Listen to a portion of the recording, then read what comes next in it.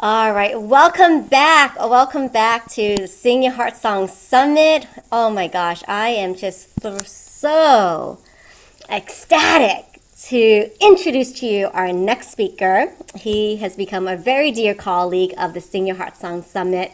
And coming up, we have Chris Nielsen. So Chris combines more than 30 years of business and sales experience with his love of improv and comedy to both entertain and educate audiences around the globe. He's a dynamically powerful yet playful speaker, which you're going to see a lot of, trainer, change facilitator, coach, and consultant. He is the founder of Speaker Skills Plus, and you might have heard a lot of talk in the corporate world about this great resignation. Chris has turned that into the great engagement, and he provides tools to improve cooperation, communication, collaboration, and leadership amongst his clients. So Chris's talk today will be on becoming a heart magnet. So with a welcome, Chris. Woo! Woo! Where's my music? I don't get any music. I love what I do today. That was not always the case. In fact, doing something like this in front of people, I would be nervous, and my favorite time in the past in speaking would be, and see if you resonate with this, when I just finished and I finally got to sit down. That was my favorite time in the past, because especially if I did a decent job in my head so I wouldn't beat myself up. So I'm going to throw you in gallery. You can keep me in spotlight if you want, but I want to see all your faces. This is an interactive presentation. Feel free to ask questions in the chat and out loud. And Olivia and Steve, feel free to read those out loud if they make sense for that particular moment. I want to share from my heart what I did to make a difference in my life. And I hope to make a difference in a lot of other people's lives as well. Is when I'm speaking in my head, and I do a lot of that. When I'm speaking, I'm doing some of it right now. But when I find my heart, my voice changes. I feel the care and love for my audience as I'm looking at your faces and even your names. I feel a love for you too. Now, that definitely wasn't the case. Thank you for that, Catherine. That wasn't the case. And in fact, I remember a good friend of mine, Andre Carter, an amazing public speaker. He was on stage and people were looking at him up with this adoring look. Oh my gosh, Andre, you're so wonderful. That's that. Some of them actually said it out loud. And you could tell some of the women were swooning over him and the men were going, I want to be like Andre. He's so awesome. He was this amazing human being. And one day I got the courage to go up to him and said, Andre, why do people love you so much? Because I looked around the room and everyone seemed to love Andre. And he said, well, the secret is really simple, Chris. Do you want to know it? Well, do you want to know it? Okay, here it is. He said, I love them, all of them. And I said, no way, you can't. You can't love them all. Those two ladies in the corner have been annoying me for the last 2 days straight. There is no possible way to love them. And then I looked at me a little bit. And Andre, I know myself, I am kind of annoying too. You can't love me in every moment. And he said, well, Chris, maybe I don't love you in every moment. Well, he said, that's not true. I love you even in those annoying moments. And it also reminded me of what a good friend, Susie Drazenovich, had said. She teaches fourth grade or third grade. And she said, the kids that need the most love, who are the kids that need the most love? In third and fourth grade, who are the kids that need the most love? The problem kids. The trouble ones. The trouble ones, the most annoying ones. In fact, they're just reaching out for love. They're doing it in a horrible way, but that's what they're doing. Please love me. I'm not getting enough love. And the other thing, and here's, I promise at the end of this, my hope and promise is you feel more hopeful, more powerful, and more magnetic as a speaker. And you have a recipe to start, thank you, Catherine. You have a recipe to start playing down that path. That you get to walk down that path, and that path becomes a choice. Now remember though, in habits, as we form habits, that path might be like going through the jungle, and that old path is like a super highway that you can buzz down. So remember, as you're hacking down some of those leaves, you create that trail over and over again, that path will get more and more powerful in your life, as it has for me. Because that day, I didn't understand what Andre meant in a actual demonstrable way.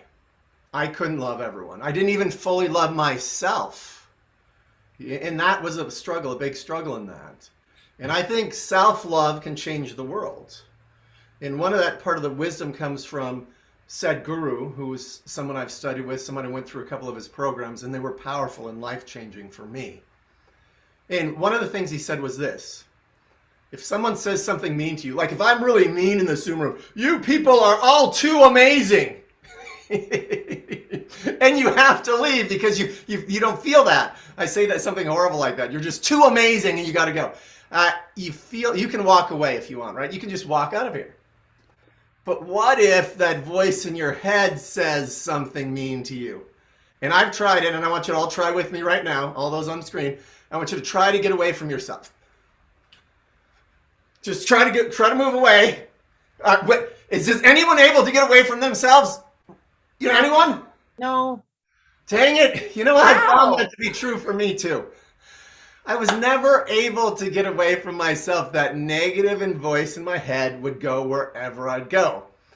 I love these people that travel around the world and think this place will change them. And the place a different environment can change you, maybe get you to think a little bit different, but that voice in your head does travel with you. And we can change that voice in our head. As Jennifer said earlier, what's your self-talk? Now, some of that self-talk is actually better with the question.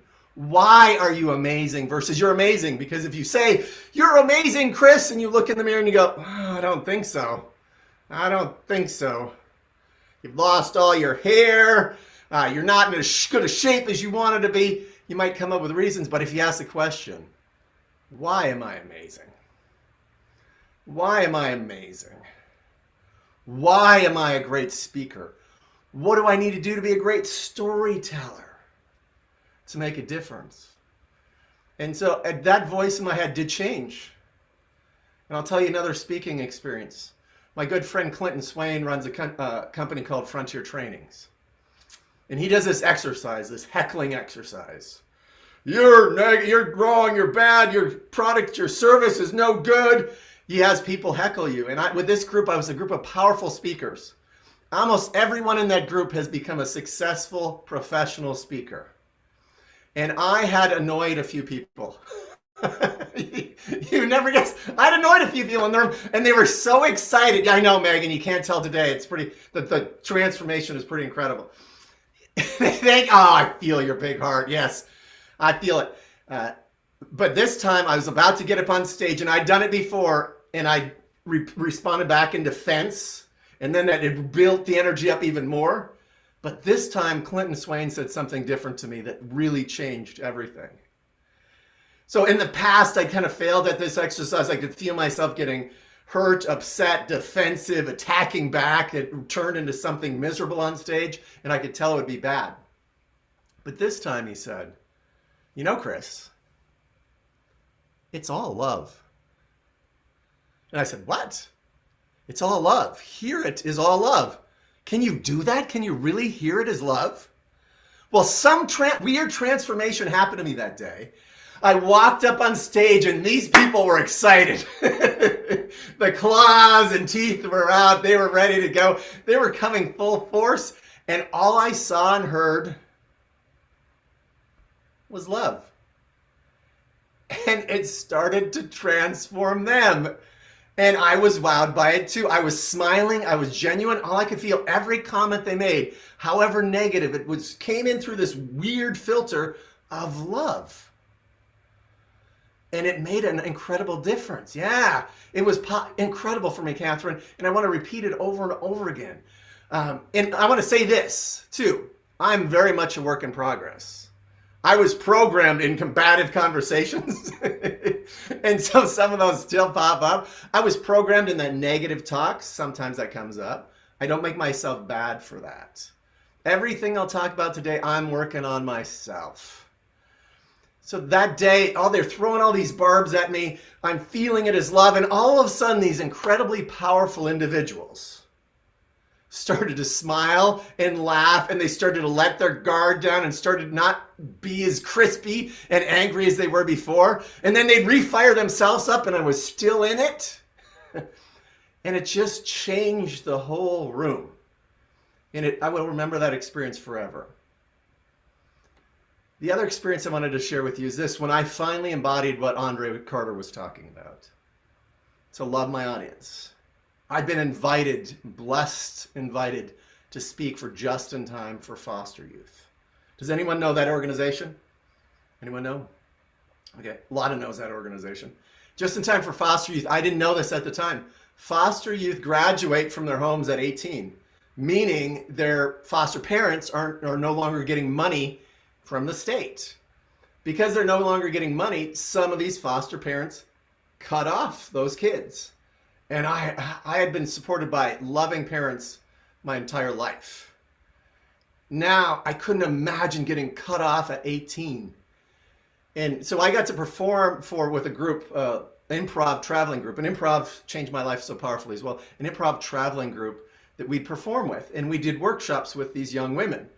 So we perform. Our performance was awesome. We were on fire. And we saw this one woman, though, in the crowd. She was one woman. One woman was a mentor, and then the young women in there was a mentor, crossed arms the whole time. Everyone loved us but that one woman. But during it, I saw these beautiful young women as pure love. It was an incredible experience that I could feel that and feel the energy going back and forth. I say love can change everything. And when I talk to businesses, CEOs, people like that, I say, do you want your clients, customers, employees, partners, the people at home to love you? And I would say, yeah. I mean, if they love you, they're going to refer you. They're going to do things. I think love belongs in business. A guy I know, Steve Farber, wrote a book, Love is Just Damn Good Business. I believe that's the title of his book, and I believe it is. I believe it is. And as a speaker, I love the question that KLF proposes. KLF in their album title, The White Noise, what time is love? And does anyone have their love watch on and can tell me what time love is? What time is love? Now. All the time. Now and all. I love now and all the time. I believe it's now and all the time. Yes. What time is love? Now. Yes. And as we talked earlier, now, all the time. As we talked earlier, most people go through life just doling out love with a tablespoon. I was. Here you go, Olivia. Here's a little bite for you. Tablespoon for you. So, oh yes, Lottie, you were right there participating. Now all those people, yes, there you go. Yes, Catherine, there you go for you too. Yep. All those people that are not on camera, you are loved too. It's just easier for me to feel the bounce back of love for this particular group. I was trained to dole out love. If you did something I liked, you get a little bit of love. If you didn't, no love for you. Yes, that's right, Olivia. No love. In fact, I'm going to dump this tablespoon out. You've hurt me so bad. I'm going to throw the spoon down. I'm so hurt. Yes. That's how we've been trained. And yeah, I think I'll take you through a version of it. I was changed by another Sadhguru meditation. And I want to take you through it a little bit and give you just a short experience of it. And my hope is this experience, it will change you in a way. When I came out of this, I realized that love is infinite and that I don't need to dole it out in little spoonfuls. That I can splash my audience with buckets full of love. You are in the splash zone or you are in the love zone. But let's play with this. I don't know, Olivia, if you got that link, or I can play it on my phone. Oh, you got the link.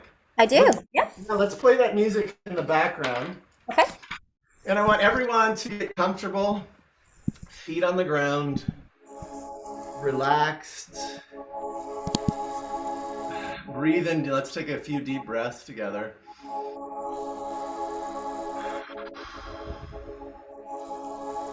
Maybe feel your hand on your belly and feel your belly expand with that in-breath.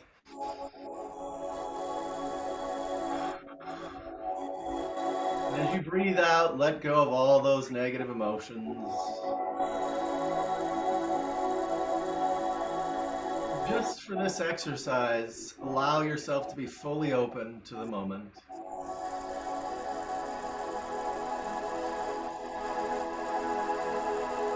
One more deep breath.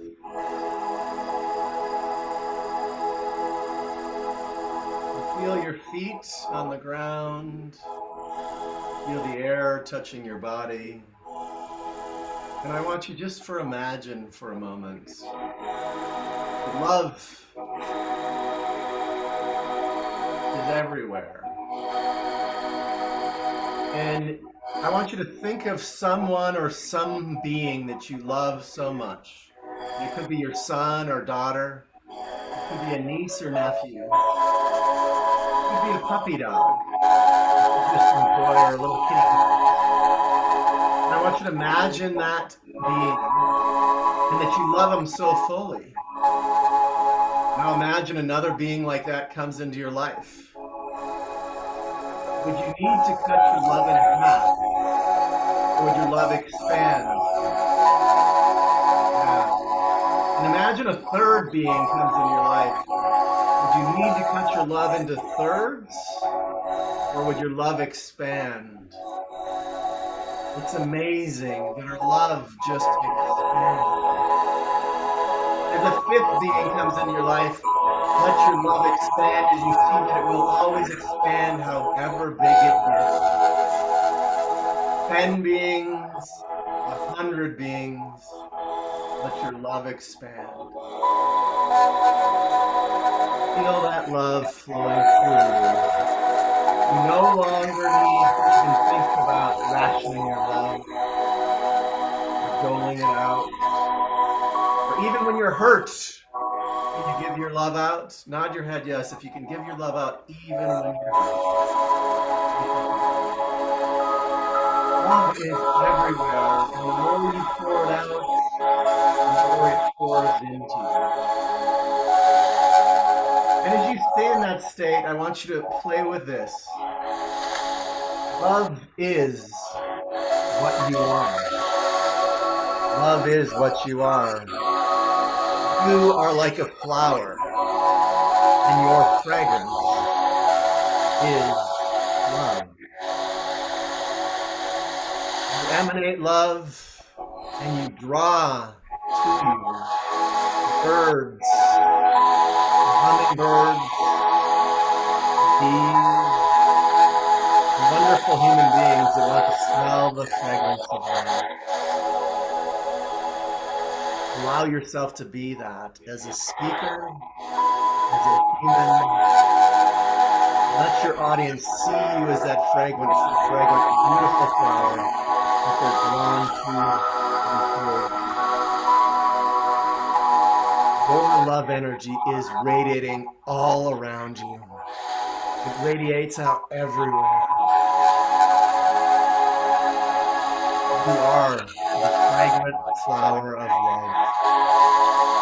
Everyone wants to be around you. Allow yourself to take a deep breath and settle that all into your body. Allow yourself to feel that fully. And Olivia, just let yourself turn that music off when you get a chance.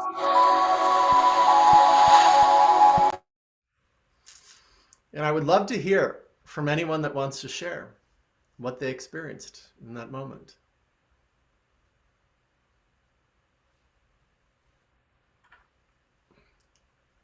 I'll share. Yes. So, a few things I experienced. One was the music was annoying. And so I typed something in, and then you said something about loving the second person and the third person. And I thought, oh, okay, there's my son. I love my son. Let me see if I can love the music too.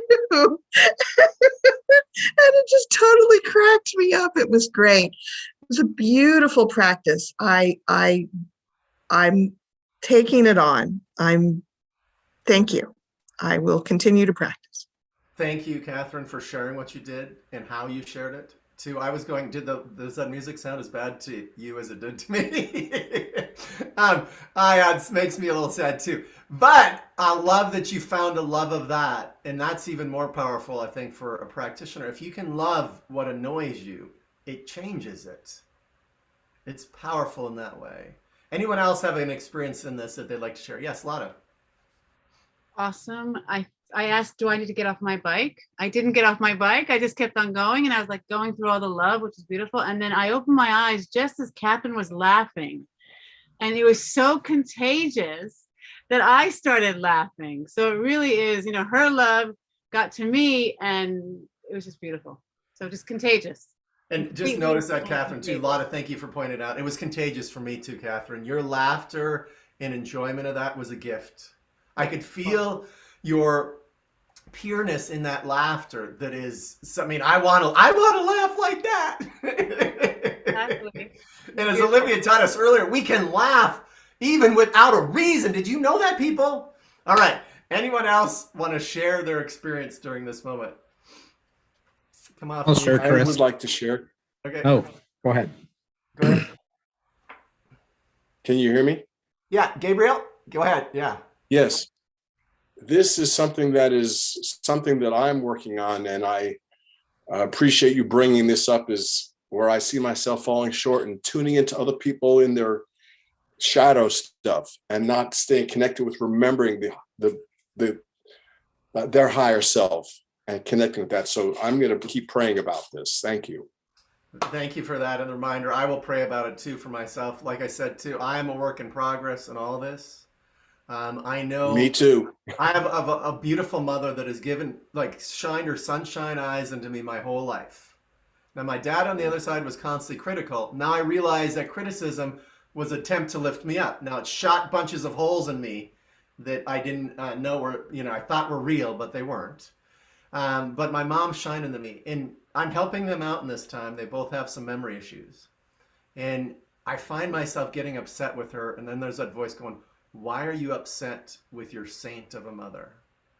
Why? She would give you so much more than this. And I also have to be nice to myself in those moments too, because being hard on herself could create a downward spiral in that moment. And I just go back, just find the love in that moment. Yes. Steve, I know you were going to share something earlier too.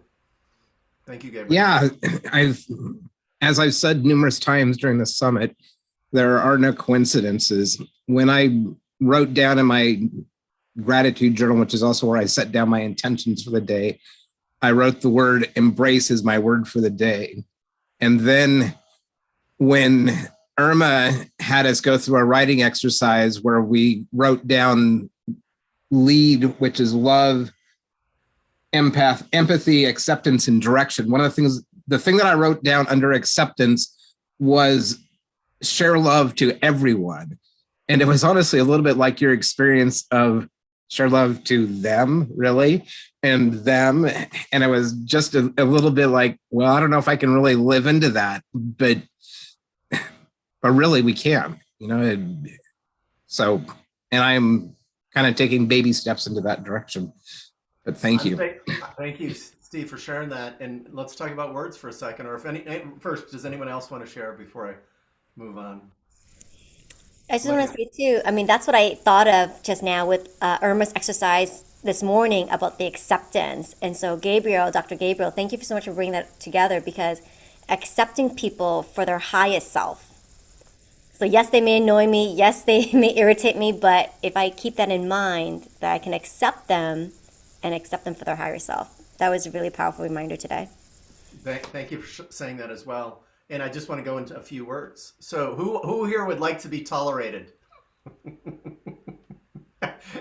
Tolerated. Okay, now let's see if you rather than tolerated. Would you rather be accepted? More than tolerated. Yeah.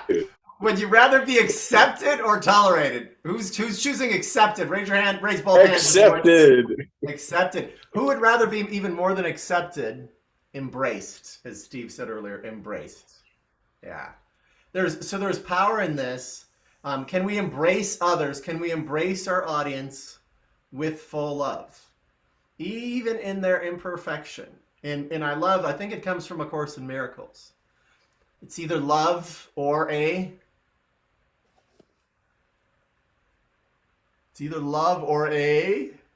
call.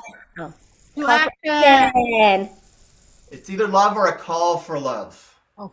Okay, what did you say? What did I say? I said call to action because in the song, What did I say? love makes you go around. Yeah, love, call to more love. And it's love or a call for love. And sometimes the people that are the most annoying are calling for a love in the most hard to hear way that we just want to shut down. Yeah. And Yes. yeah. In one of the exercises I have people do that really want to connect with another human being in their life, I say, don't do it when they're in the room. Don't put their name on top of it just in case they find the list. And maybe don't do it in a building that they're in.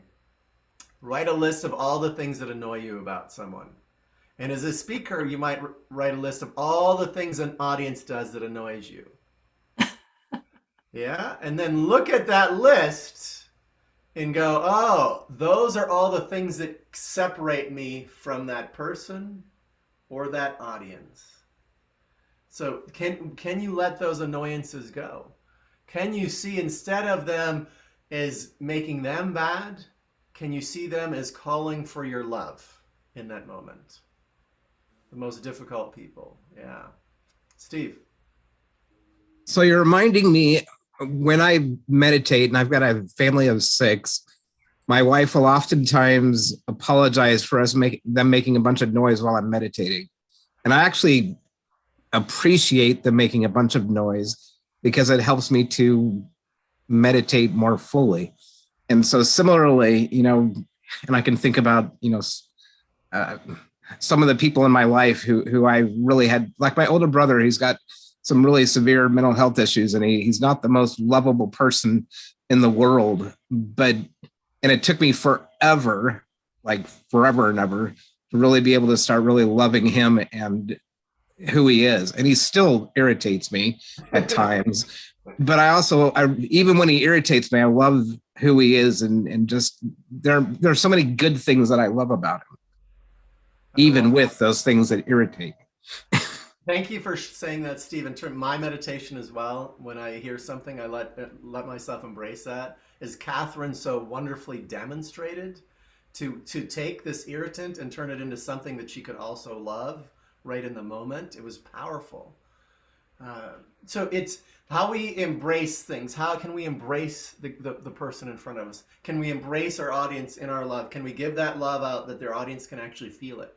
That they feel accepted, embraced, loved just as they are. And from that, I want to tell a story, quick story about a wonderful woman, and I won't use names, and I'll actually change the city. And we'll make it Denver instead of where it was. A psychiatrist from Denver, from a very wealthy area in Denver, said to me in a group, and when I coached her a little bit, she said, my son, when he was, I think, 14, started doing heroin and went down this incredibly negative path.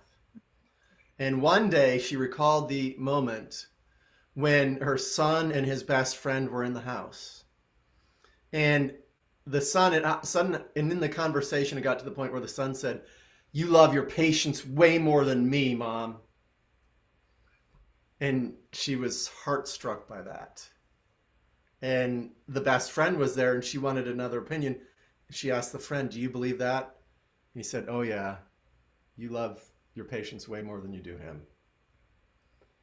And that's what he believed. It was not the truth. The truth was she totally adored her son, and she was working so hard to support her son in this wealthy community and their lifestyle. But he didn't feel it. And the point of that story for me is this, is we can, like my dad, I believe, fully loved me as a kid. Fully loved me. But I ended up crashing the Jeep Cherokee into a fish house on a frozen lake, having the wheel drop down into the hole in the water, frozen water on the windshield. My buddy's out of the car so fast. And do you know where I was? My head was down on the steering wheel. Seat belt still buckled. As the ice creaked and cracked and they screamed at me, "Get out, get out." Because in that one moment, I was way more afraid of my father's cold eyes than that cold water. Mhm. Now, if the car would have gone under, I would think my survival instincts would have kicked in. I would have finally taken the belt off and tried to survive in that moment. I know this too now. I didn't know it then in that moment. But if my dad was there and that car went underwater with me, he would have dove in there without a thought to save me. But I didn't know it then. His words of telling me that this wasn't good enough or that wasn't good enough shot holes in me. And then that voice, I internalized my own voice. And this eternal voice made speaking so much more difficult. And I want to share just a couple of things that really changed my life as a speaker. One simple technique, and a lot of epitomizes it. And she is this: playfulness erases fear because it brings you in the present moment. Playfulness erases fear because it brings you present. And I started to be more playful on stage. And wave like this if you like a playful speaker. Yeah, and then do this if you don't like a playful speaker and with a stern look on your face. And I want to hear you. High five. Yes, a lot of high five back to you. High fives to everyone there. Not leaving anyone hanging. We love a playful speaker because here's the gift too. As a speaker, when you're comfortable, your audience is comfortable. With the mirror neurons we have in each other, if you're playful, it allows your audience to be playful too. It allows them to be present. There's so much power in that. And that's when speaking became fun for me. I share a list of things with organizations that will build a great engagement in organizations. And a lot of it comes from a recipe of improv. To yes and someone is the basic two-word principle. I share this and I'll ask this group, what do you think and I'll share it in those that know it don't share it out loud, but I'll ask all these speakers here. What do you think is the number one skill of an advanced speaker? Number one skill of an advanced speaker. Yes, Jennifer. 1 minute. What's that? Okay, I had to wait for my mic. I don't know why it's taking so long to turn on. The number one skill of a yes speaker is the audience. Everyone in the audience feels good. I love that. Yes, and will help create that. Mm-hmm. What else do you think? And you'll see if you actually agree with me. And now I'll add other things to it. I also think it's the number one skill of a leader, a negotiator, an influencer, a salesperson, and in relationships. Megan. Creating a safe space for your audience so they know that they're loved. Absolutely. If you do that, that will make a difference. What is it, Maureen? I'm having trouble reading your name. Apologize. Maureen, yes. Be in the moment. Be in the moment, also key. And I think, yeah, actually, yeah, you're probably right. For an advanced speaker, being in the moment is probably that advanced skill. Now, to add those other ends, I shared this. Yes, Catherine. I'm going to add dealing with the difficult people. That's a huge one too. And let's see, check this audience. So here's how I share it. And I'll actually put the recipe behind me as I play with that. So yes, and I put this, and let's see, nod your head if you would agree. As I find my virtual background, the one that has, past it, maybe. Okay, I'm going wild here. Going wild, people. Is listening. Yeah. And let me see. So who would agree that listening is presence, I'll put in there too. Listening is a top skill of an advanced speaker. You're constantly listening to your audience. You're seeing if they're there with you, nodding your head. Yeah. Wave at me if you disagree and tell me something different. Yes, Catherine. So I'm new to helping people become better speakers, as some people heard me speak yesterday. And for me, that is the easiest skill. I am always listening to the audience. So, I mean, except for when I'm like so new to my presentation that I have to like check it, which is very rare that I'm not listening to the audience, even in that case. So for me, I'm like, you just hit me in the gut that people don't know how to do that they're not in practice to listen to the audience. Like, that's natural for me. How is it that other people aren't doing it? I don't get that. Like, I do not get that. Well, Catherine, thank you for saying that. And it also points this out. We're different than everyone. We're different and the same. You know, we hold these things. The better you know yourself, the better you know your audience. We're different and the same. Now, our strength might be someone else's weaknesses. I do a lot of improv shows with my friend and girlfriend, Vanessa L. Wild.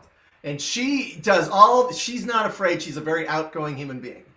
All these improv games scared me at first because of my critical voice in my head. Never scared her. She was so excited about them, but scared me.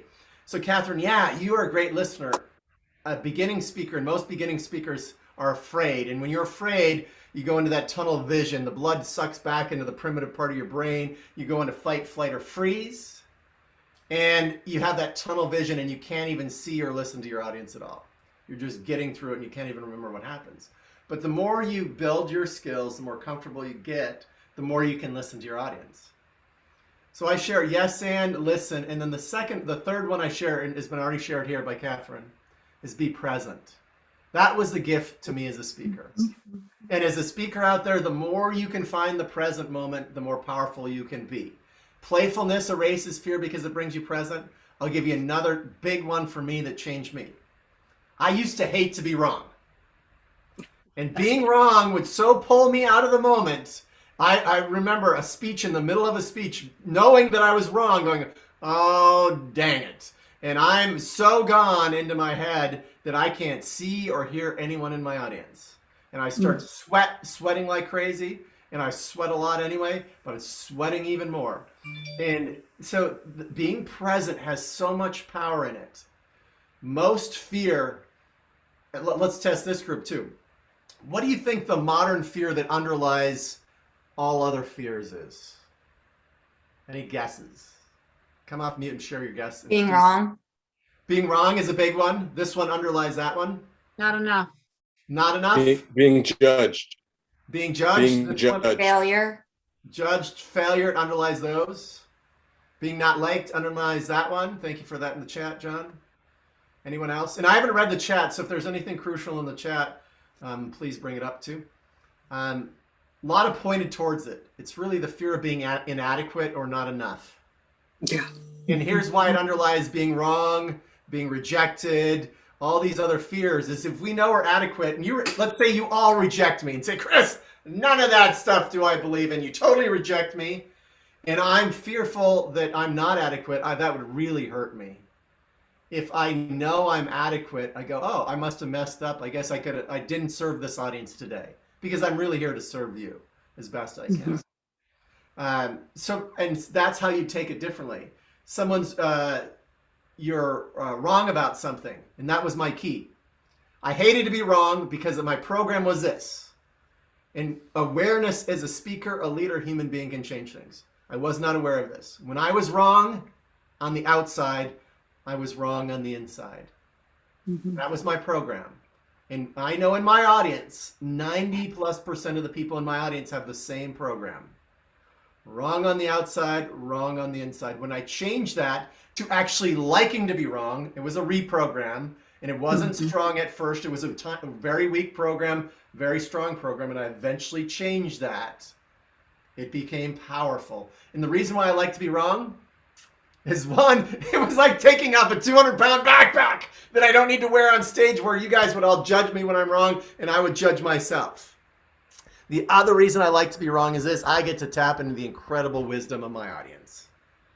The incredible wisdom that is in the audience. And I'm happy when you share a place where I'm missing something. And my beingness now is never wrong. Sometimes it feels like it. The old program may pop up for a second, but then I get to go to the new program. So that is so powerful for me. Being present and knowing your beingness is enough is so powerful. And you can change all these programs. And then I'll share the recipe fast with you. Make your people look great is part of the number 4 in my recipe. And it's make your audience look great as a speaker. Dare to suck is what Jackie Lowell said was the secret to success in improv in life. And I said, no, thank you at the time. No way am I going to do that. Yes, Megan. Sorry to interrupt, but that one, Dare to Suck, I learned that from you, I don't know, like a couple of months ago. That one made a huge difference to me because I never thought about that or whatever. And that completely just, it like gave me confidence in a sense in any situation. And then I don't even know if it was like I did well or not, but I had that confidence that it was okay. And even, I don't know if you were on earlier when Olivia accidentally spotlighted me and she's like, oh, so Megan, you're going to do the next presentation. And I honestly was like, sure. And I was seriously, I then suddenly I'm like, okay. And I was like, I'll go for it. And because I always have that in my head, but for whatever reason, that's just one of those things that has always stuck with me. And it's just that, like, it's such a huge takeaway for me is that point. And I really appreciate you teaching that. Thank you for sharing that, Megan. I would love you to put that down in writing, and I'd love you to put that in a video. So I'll just go over this fast. So let me ask you this. So the rest is Dare to Suck is really be willing to be bad over and over again. And that's the motto of my Speaker Skills Plus group. And I did that because I was working on different voices. And my voices weren't as good as I wanted them to be. So I wanted to be willing to be bad over and over and over again. So eventually they might be decent, and then eventually they could be great. So if you're not willing to be bad over and over again, if you're not willing to dare to suck, you're never going to get great. Now, create a safe environment. And I tell this, are you a concrete organization or person, or are you a net organization or person? Create a net for yourself. So you can do tricks on that trapeze. You can release, grab the next bar. And if you're watching the Olympics, you watch these people sail 3 times and twist in the air. How the heck do they do that? Because they've created a safe environment to train that. They've dared to suck. They have coaches and trainers around that help them look great. They've yes and these tricks. They've listened. They've been present. Being present was what makes speaking fun. Now let me ask you this. How many of you would like people in your life that yes and you, listen to you, are present with you, and set you up to look great? Give me a big wave like this if you'd like people like that in your life. And yes, okay. Oh, there we go. Almost everyone. And now, how many of the people in your life would like you to yes and them, listen to them, be present with them, and make them look great as well as creating a safe environment? Yeah! People love this recipe. This creates engaged organizations that retain, recruit, have a ton of fun with their people, and are more innovative and productive. That's why I know I can make multi-million-dollar changes in organizations. And this is what I also bring into my Speaker Skills Plus group, which is a playful place of inevitable success that makes you feel like this, or this, or this, or that, because you're working together and training. You have a training partner. It lets your heart shine. And as I get down and find the actual background is there we go. Oh, we went past it. Here we go. And so this organization was created for me, by me, because I was procrastinating on working on my speaking skills. And what I got is this. I never procrastinated when it came to improv. I never procrastinated when it came to basketball. I go, how can I bring this into speaking? Because I want to be one of the best speaker, trainer, storytellers in the world. And I'm on that path. I'm playing, skipping, running, hopping, dancing down that path. Now, am I that right now? No. I've got a long ways to go in a lot of different areas. But this particular organization, I play with all kinds of cool people. If you're an amazing speaker, we want you in the group. If you're a beginning speaker with a big heart, we want you in the group. Come play with me, and we'll have a ton of fun. We practice even heart speaking. And what I get is some of the most powerful speakers in the world are the little girl and boy that speaks totally from their heart, and you can feel it. With imperfect words, great story with deep care. If you get to your heart, you can make such a difference. And I can feel all of your hearts today. This is an incredible room. Thank you for honoring me and getting to play with me today. This is one of the things I just love to do. And if you took something, please reach out to me. I love sharing. I'm a work in progress. I know we all are together. Thank you for the comment in the chat, Catherine. I love you too. Yeah. So thank you, everyone. And thank you, Heart Song people, Olivia, Steve, Irma, for bringing all these heart singers together in one place to uplift and raise the world, because my big mission is to send positive ripples throughout the world. Thank you for being here. And happy to answer any questions you want.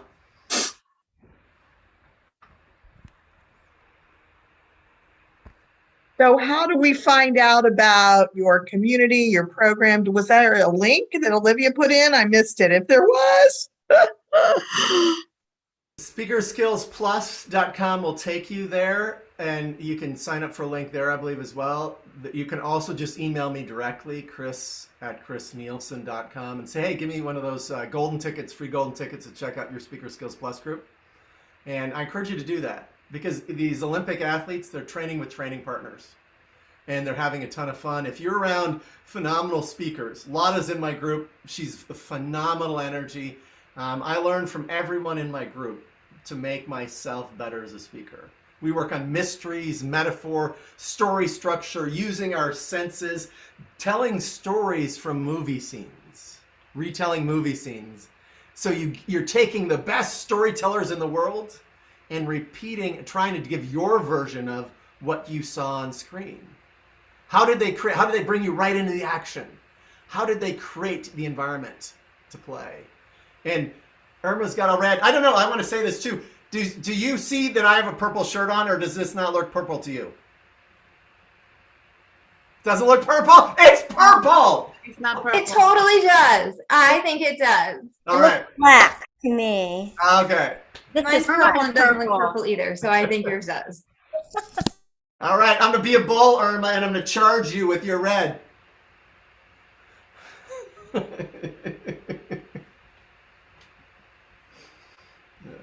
Come to Speaker Skills Plus, guys. It will change your life. That's all I'm going to say. It will change your life. It will change your speaking. It'll change their amazing people, heart-centered. We talk about